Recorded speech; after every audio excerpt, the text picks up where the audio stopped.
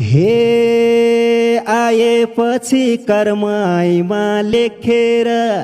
न तर्सिनु फुट्या पाउ देखेर हिरा मोती झैं बादलले जुन ढाकेर के हो र तिमी रहेछौ जुनको ज्योति झैं आएपछि कर्मैमा लेखेर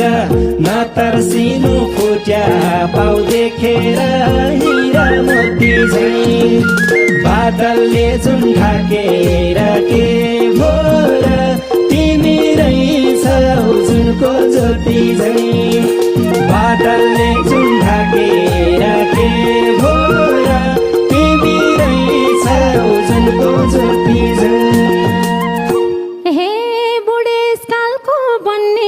झैं साथीनी